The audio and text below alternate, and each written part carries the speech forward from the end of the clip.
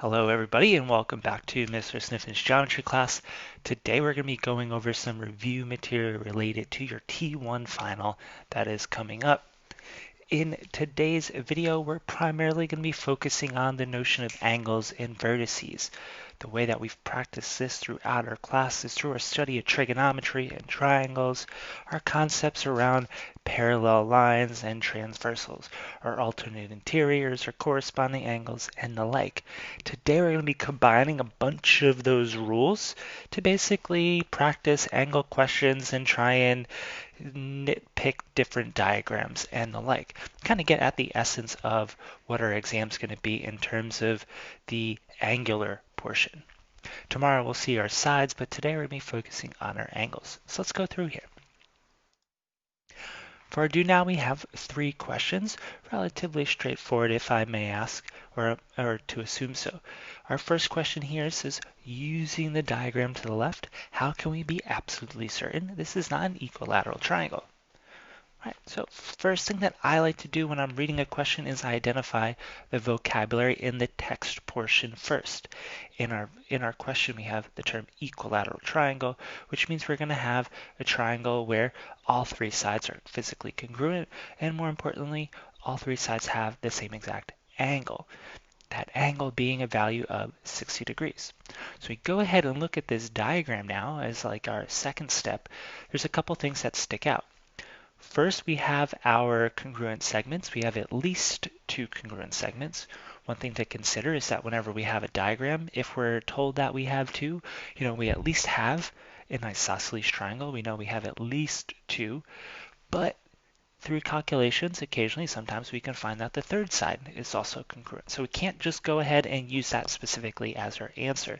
What we can use as our answer is that next portion of our diagram, that 90-degree angle.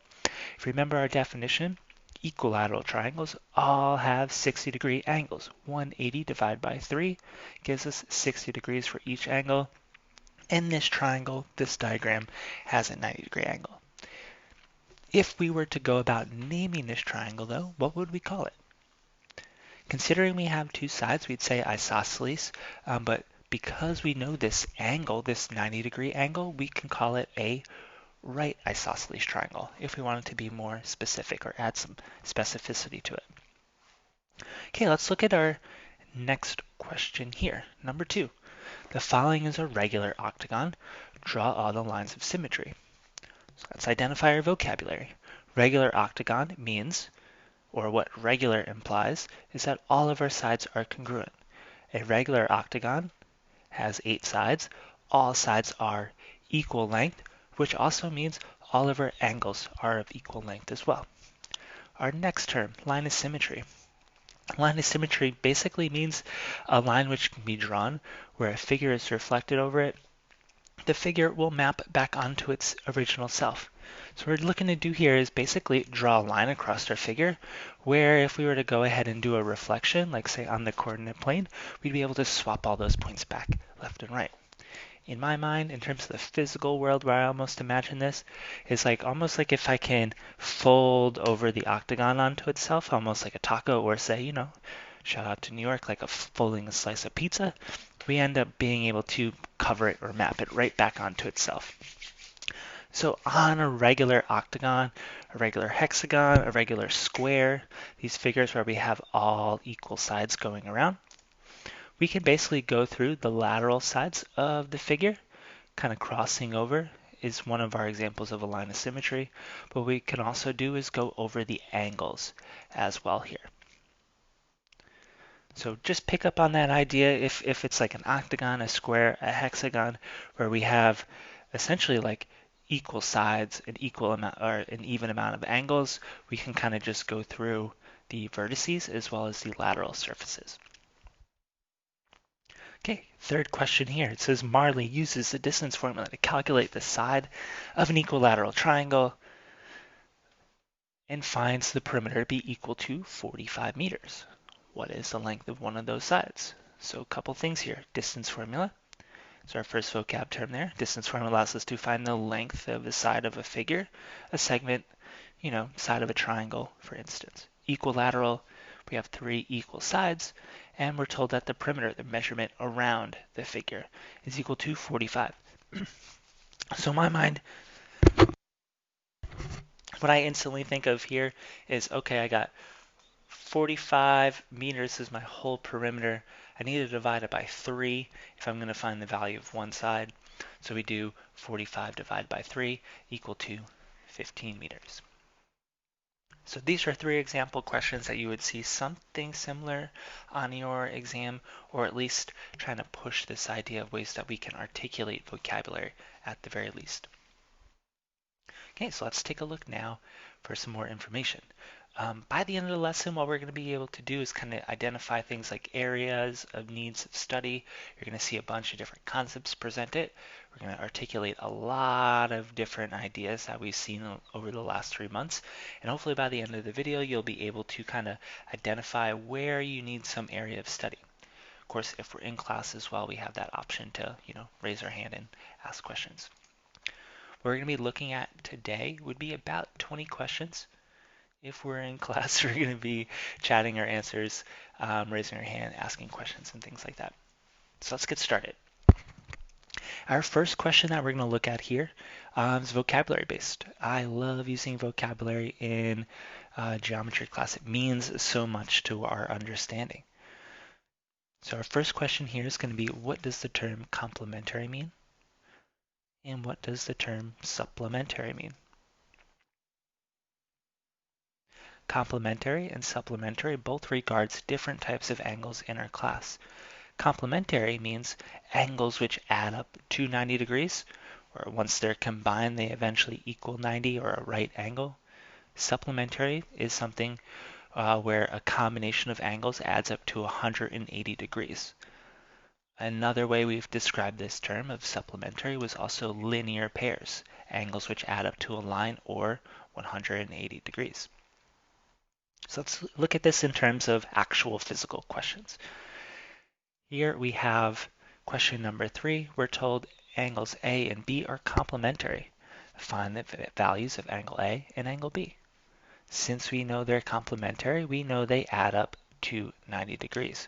What we're able to go ahead and do is solve essentially first for x by inputting those values, saying 5x plus 8 plus x plus 4 is equal to 90.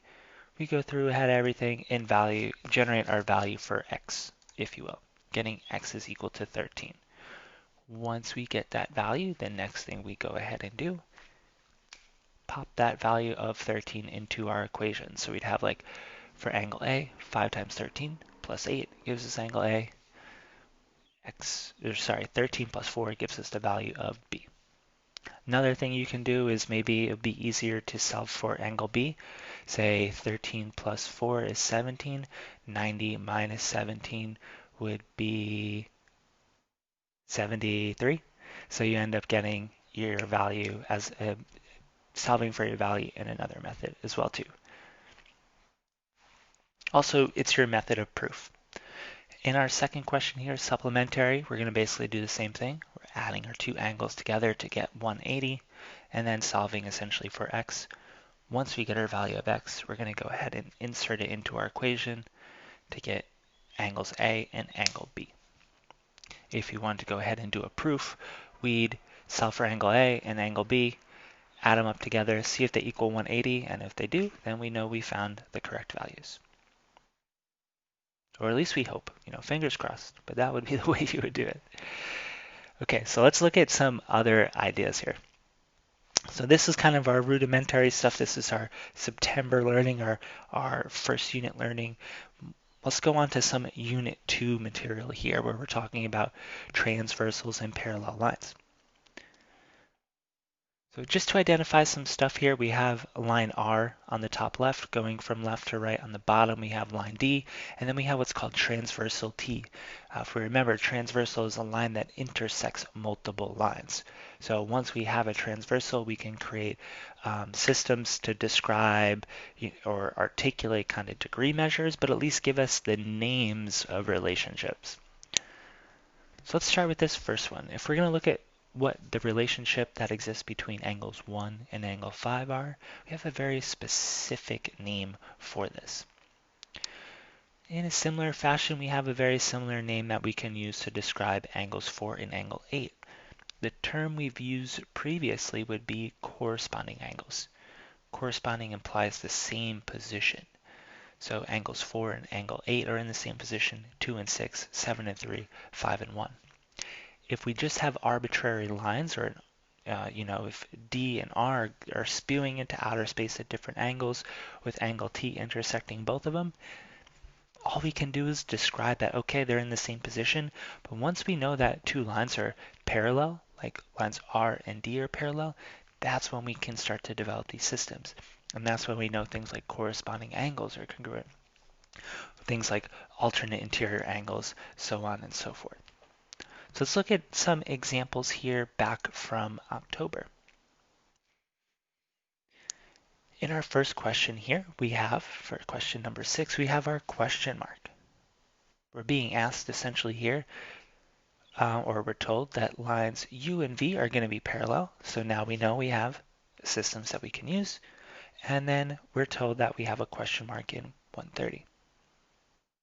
So kind of using that previous slide, our previous definition, we're told that if lines U and V are parallel, then our missing angle would be equal to 130 degrees because they're in the same location. They're essentially the same exact congruent angle.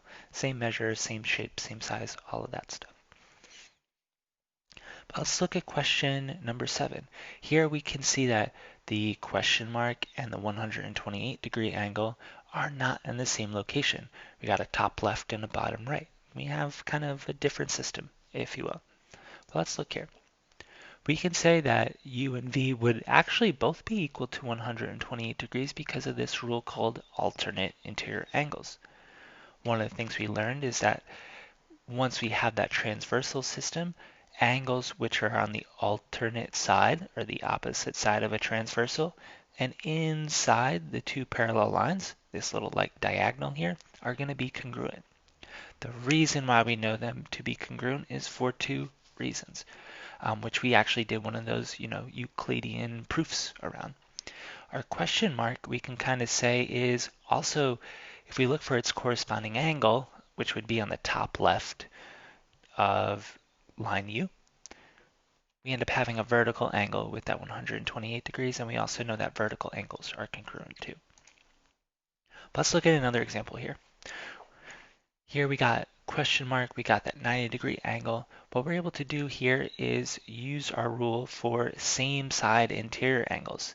If we have two angles on the same side of our transversal inside of our two parallel lines, we end up creating something which is supplementary. Supplementary, from our definition previously, means adds up to 180 degrees. For us to kind of go around, say, block U and block V, for us to, make two turns, we got to go 180 degrees. So if we extrapolate that idea and take a look at question number 9, where once again we have two same side interior angles, if we want to do kind of like an equation, we can say 180 minus 80 degrees gives us that question mark, or 100 degrees. So these are just some of our examples of terminology we used. We also had like alternate exterior. We have, corresponding, same side interior, vertical angles, all these concepts which we need to remember for our exam. Cool, let's look at our next set of questions here.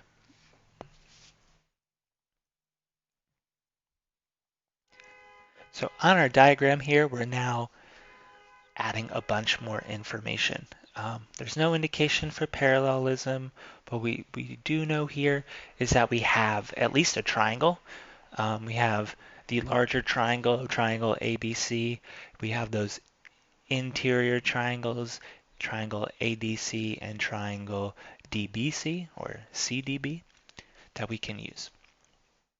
Let's take a look here. If we're going through our diagram, another piece of information that we have down here, we're told that CD is an altitude and a median. So first thing we want to do is, identify as much information as we can in our diagram. Like we can visually see that we have some triangles. So we know we got triangle sum theory that we can use, or exterior angle, triangle thumb theory, and all those guys. But we also do have here is an altitude and a median. So if we're going to go ahead and define these concepts to kind of like help us label out our actual diagram, first one I would do is say, okay, what's an altitude? An altitude is a segment which is perpendicular to the base, which intersects the opposite vertex. We've kind of seen this idea a little bit before. The altitude is something that we can describe kind of like our height. Once we have an altitude, that segment CD, we know that we got a 90-degree symbol that we can use for angle CDB and angle CDA.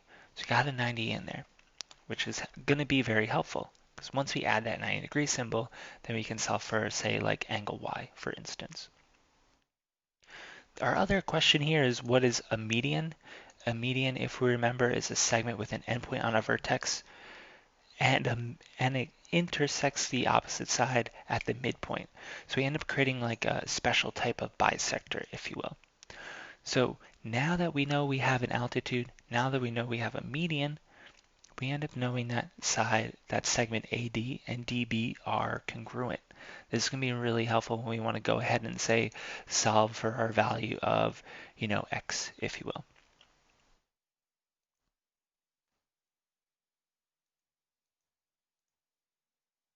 All right, so let's take a look here. If we're going to go ahead and say, what's our value for CDB? We got an altitude, so we know we can add a 90-degree symbol to our graph. If we want to solve for x, say one of the lengths of our triangle, since we have that term median, we know that we have congruency between AD and DB. Whenever two segments are congruent, two values are congruent, we can set up what we would describe as like an equivalency statement, where we can say that AD is equal to DB, or 2x plus 40 is equal to 5x plus 16.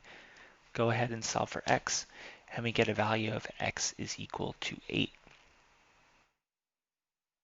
So this is kind of just using the vocabulary itself that's in our diagram, or the information given to us by the questioner, to kind of go ahead and just start labeling stuff out.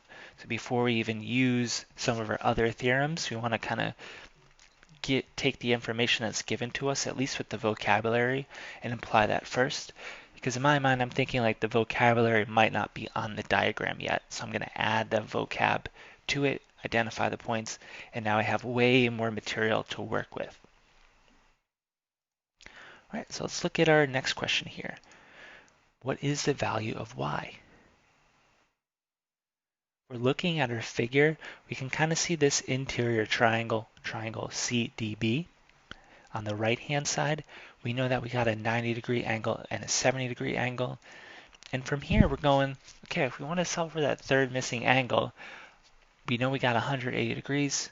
We subtract out those two values of 90 and 70, and we're left with a total of y is equal to 20 degrees.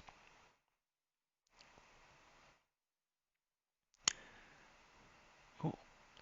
Now we can start working even more of our figure. We've identified our variable y, we've identified our variable x. If we're going to be asked like, okay, now find ACD, if we go back in our notes, we know that the value of x is equal to 8. So we insert our value, we have 8 plus 12 is equal to 20, and now we kind of can start to see more and more stuff being developed. We know that angle DCB is 20, ACD is 20, 20 and 20. Seems like we got something important going on there as well too. And now if we want to solve for angle CAD along the bottom left, or that value of z, we can kind of do the same thing. We have 180 degrees for a total triangle. We know that angle ADC is equal to 90 degrees because of our linear pair there for ADB, or our supplementary value for ADB. And we can do 180 minus 90, or our x plus 12, and we get a value of 70 for that bottom angle. So now let's go ahead and kind of insert these values or write these values into our diagram, see what we have so far. Cool. So along the top, angle angle ACD and DCB we see as both 20 degrees. Angles A and B are both 70 degrees. So here our next question is, what is the other special type of segment that we can ascribe to segment CD? So far we've called it an altitude. So far we've called it a median, as in it's like creating that bisection. We can also see that the angle's been bisected as well. The angle's been split in half. That terminology that we would use is called an angle bisector. So that larger angle of the big triangle of ACB was split in half by that segment. It's 40 degrees, split evenly to 20. We call that an angle bisector. So if we're going fast here, just as a reminder, you can always go back and forth here. But we can say, what type of triangle is triangle ACB? So then we gotta think of like, okay, are we naming this by its sides, by its angles? In this diagram, so far we only have the value of kind of one length of side, if you will, but we do have all the angles.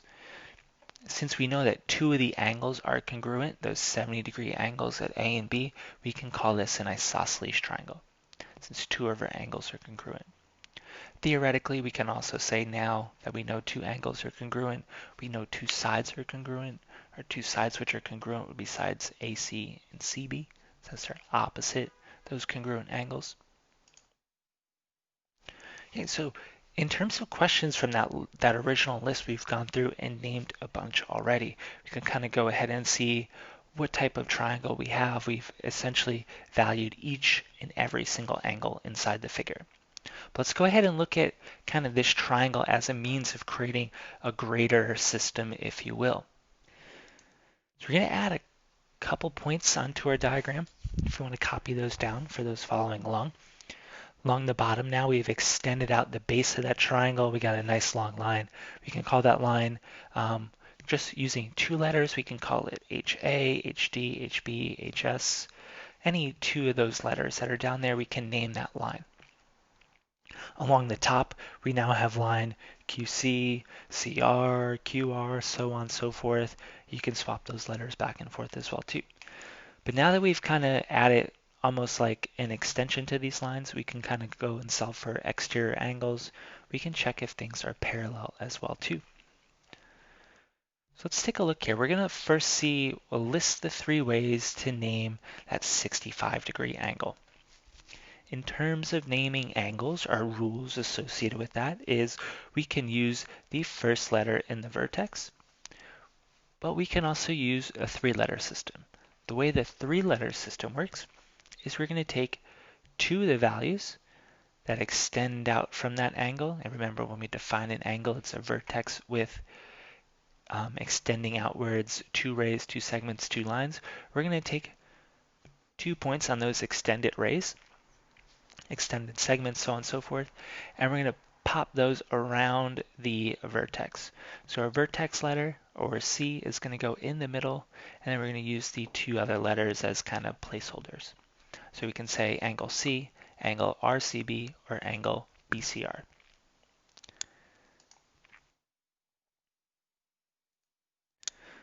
All right, next up, let's look at our next question here. What is the measure of angle CBS?